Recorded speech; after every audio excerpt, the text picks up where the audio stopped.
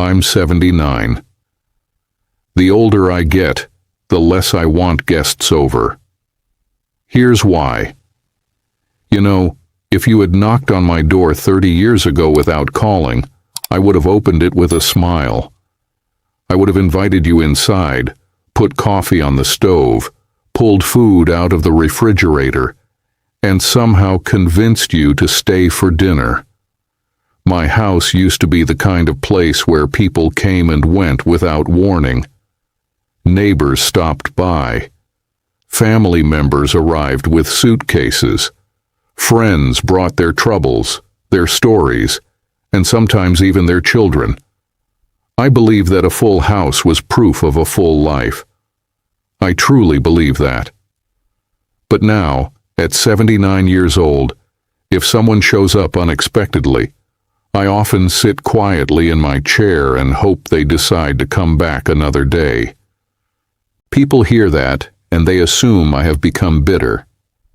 Some think age has made me cold. Others believe loneliness has changed me. But none of those things are true. The truth is much simpler and perhaps much harder for people to understand. The older I get, the more I value peace. The older I get, the more carefully I protect my energy. And the older I get, the more I realize that my home was never supposed to belong to everybody else. I grew up in a small house where there was always another chair pulled up to the table. My mother believed that nobody should eat alone. My father believed that a man's worth could be measured by how many people felt welcome under his roof. Those lessons stayed with me my entire life. When I married my wife in my 20s, we built our home around those same ideas. We hosted holidays. We celebrated birthdays. We welcomed relatives from out of town. Our living room became a gathering place, and I became known as the man who never said no. For many years I wore that reputation proudly. There is something deeply satisfying about being needed. There is something comforting about hearing people say, "Let's go to his house," because you begin to believe that your value comes from what you provide. I cooked meals, fixed problems, listened to complaints, offered advice, and made sure everyone felt comfortable. If somebody needed help moving, I was there. If somebody needed money, I found a way. If somebody wanted to spend the weekend, the guest room was ready.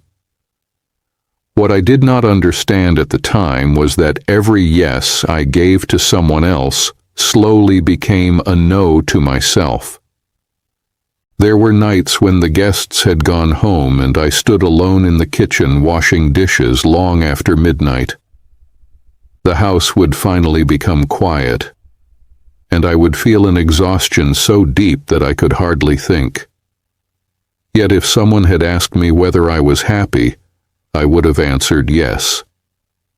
That is because many of us from older generations were taught that sacrifice was the same thing as love. We believed that being tired meant we were good people. We believed that being needed meant we mattered. But life has a way of asking difficult questions. In my late 50s, I began noticing something strange. People expected things from me that they once appreciated. The meals that used to receive gratitude became obligations. The invitations became assumptions. The help became expected. If I could not host a holiday, people were disappointed. If I needed rest, people felt inconvenienced. I had spent decades teaching everyone that my door was always open, and eventually they stopped seeing it as generosity. They simply saw it as my job. I remember one particular evening very clearly. I had worked all day. My back was hurting, my knees ached. All I wanted was to sit quietly and watch the evening news. A friend called and said he needed to come over because he had problems he needed to discuss. Of course I said yes. I always said yes. He arrived, talked for hours about his life, his family, his troubles, his frustrations. He drank my coffee, ate my dinner, and finally left close to midnight. Before leaving, he smiled and said, "You're always there for everybody." After he walked out, I stood alone in my living room and asked myself a question I had never asked before. Who is there for me? That question changed something inside me. At 79, I can tell you that one of the hardest lessons of aging is discovering how much of your identity was built around other people's needs. When your children grow up, when your career ends, when your responsibilities begin to fade, you are left sitting quietly with yourself. And if you have spent your entire life serving everyone else, you may discover that you do not actually know who you are. Many people fear retirement because they think they will become useless. But I learned that the greater danger is believing you were only valuable because you were useful. After my wife passed away several years ago, the house became very quiet. At first, the silence frightened me. I turned on televisions I wasn't watching. I kept radios playing in empty rooms. I invited people over simply to avoid hearing my own thoughts. But slowly, something remarkable happened. The silence stopped feeling empty. I began reading again. I sat on my porch for hours. I watched birds in the yard. I took afternoon naps without feeling guilty. I made simple meals. I listened to old music. I discovered that solitude and loneliness are not the same thing. You can be surrounded by people and feel completely alone. You can also sit quietly in your own home and feel perfectly at peace. That is something many people do not understand about old age. They think older people are always waiting for visitors. They assume we sit by the window hoping someone will stop by. Perhaps some do. But many of us are finally experiencing something we never had when we were younger. Ownership of our own time. Time changes when you get older. At 20, you spend it carelessly because you believe you have endless amounts of it. At 40, you spend it on responsibilities. At 60, you begin noticing how quickly it passes. At 79, you understand that time is the most valuable thing you possess. Every afternoon matters.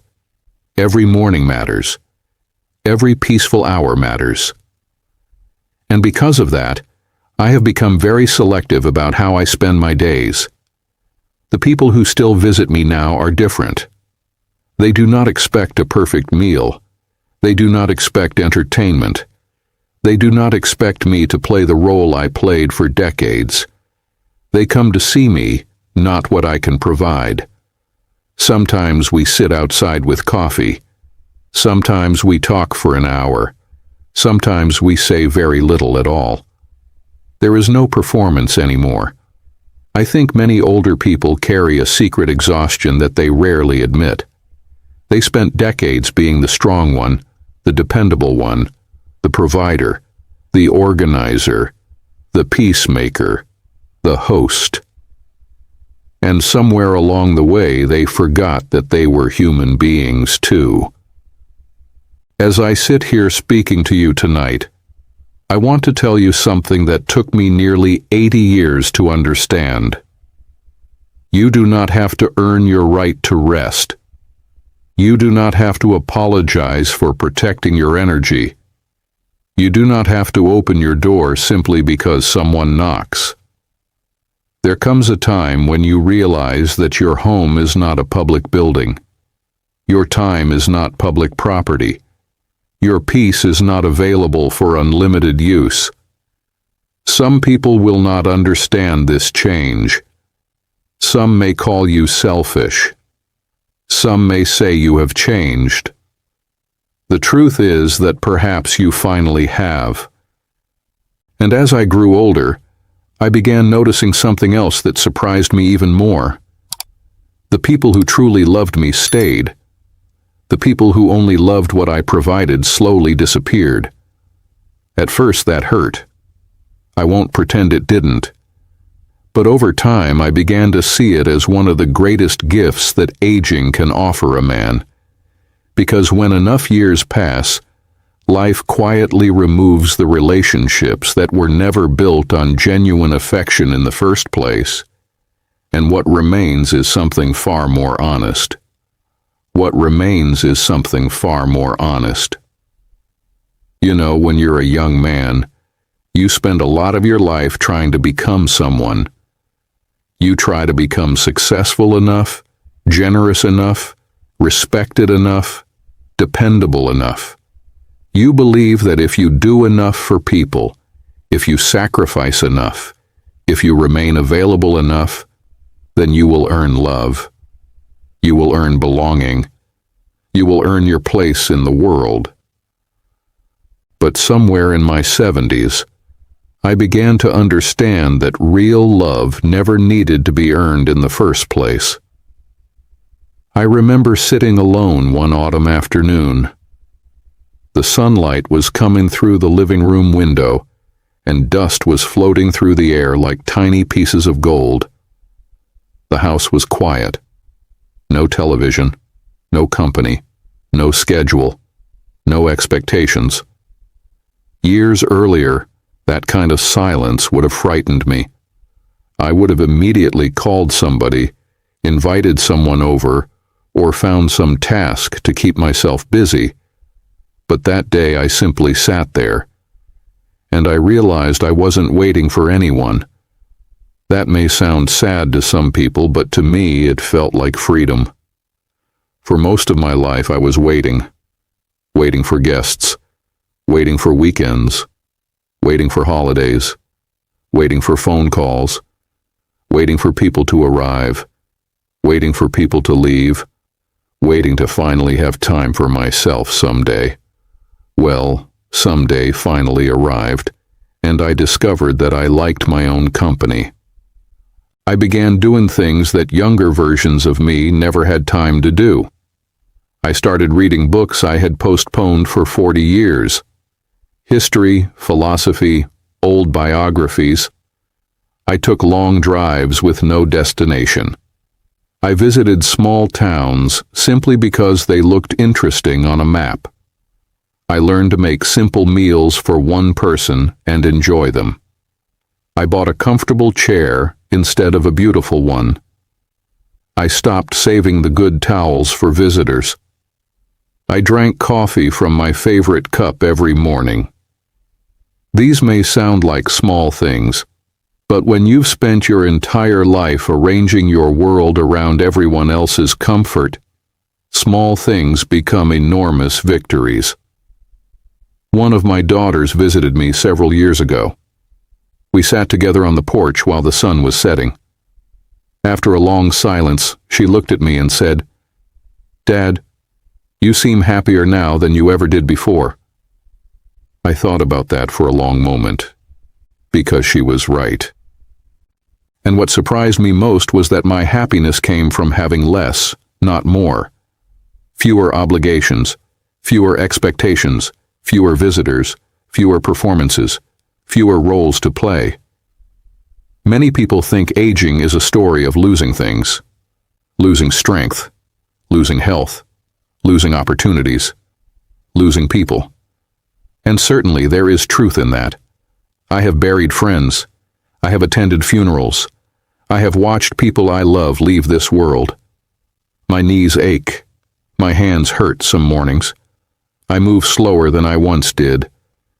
But aging also allows you to lose things that never belong to you. You lose the need to impress. You lose the need to explain yourself. You lose the need to be liked by everybody. You lose the fear of disappointing people. And if you're fortunate, you lose the belief that your worth depends upon your usefulness. One thing I've learned is that energy becomes precious when you get older. Young people have no idea how valuable energy really is. They think only about time.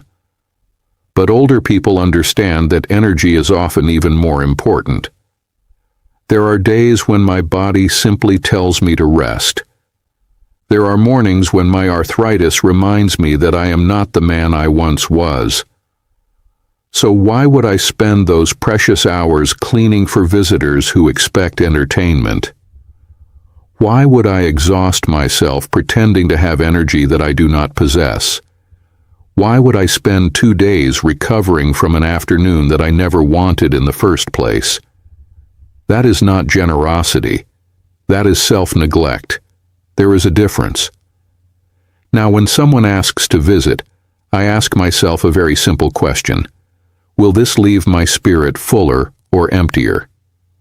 That question has changed my life. Some visitors bring peace, others bring noise. Some bring warmth, others bring obligation. Some come to share life, others come only to take. At 79, I no longer feel guilty for knowing the difference. I have 3 close friends left, 3 men who understand silence. We can sit together for an hour and say very little. Nobody performs, nobody competes, nobody pretends. We talk about our children, our mistakes, our memories, our fears. Sometimes we laugh, sometimes we become quiet, and when they leave, I feel grateful. That, I believe, is what friendship becomes in old age. It becomes smaller, but deeper. I've also learned that many people struggle when you begin setting boundaries because they benefited from you having none. The moment you say no, some people become uncomfortable. The moment you protect your time, some people call you selfish. The moment you stop giving endlessly, some people feel abandoned. But their disappointment does not mean your decision is wrong. For many years I thought peace would come after everything was finished, after retirement, after the children grew up, after the mortgage was paid, after responsibilities disappeared. But peace does not simply arrive one day like a package at your front door. You have to choose it. You have to protect it. You have to disappoint some people in order to keep it. That was difficult for me. I spent years feeling guilty. I worried that people would think I had become cold. I worried that my family would misunderstand me. Sometimes they did. Some relationships changed, some became distant. But I also discovered something beautiful. The people who genuinely loved me adjusted. They called first, they asked, they respected my answer. They wanted my company, not my labor. And those relationships became stronger than ever. If there is one thing I would say to anyone growing older, especially those in their 60s, 70s, and 80s, it is this. Your remaining years are not a waiting room. They are not simply time to be available for everyone else. They belong to you. Read the books. Take the nap. Sit quietly. Walk slowly. Listen to music. Watch the rain. Travel if you can. Rest without apology. And if someone knocks unexpectedly and you do not wish to answer the door, you do not have to answer it. The world will continue turning. People will survive. Your peace matters too. As for me, I still welcome people into my life. I still love my family. I still enjoy good conversations and shared meals. But now those moments happen because I choose them, not because I feel obligated to provide them. My house is quieter these days. The evenings are slower. The coffee is simpler. The guest list is very small. And somehow, after all these years, my life feels fuller than it ever did when every room was crowded. Perhaps growing old is not about becoming less social. Perhaps it is about becoming more honest. Honest about our limits. Honest about our needs. honest about our energy, honest about what truly matters. At 79 years old, I have learned that peace is not loneliness. Boundaries are not cruelty. Solitude is not failure. And protecting your time is not selfishness. It is wisdom that took an entire lifetime to earn. So if you're sitting there tonight in your own quiet house, wondering whether something is wrong with you because you no longer want constant company, let me tell you this. There is nothing wrong with you. Perhaps you are finally listening to yourself. Perhaps you are finally coming home to your own life. And perhaps, after all these years of taking care of everyone else, it is finally your turn. Thank you for spending this time with me today. I truly appreciate you sitting here and listening to an old man share a few things life has taught him. Take good care of yourselves, be gentle with your own heart, and don't be afraid to protect your peace. Until next time, my friends, have a quiet evening, get some good rest, and I'll see you again very soon.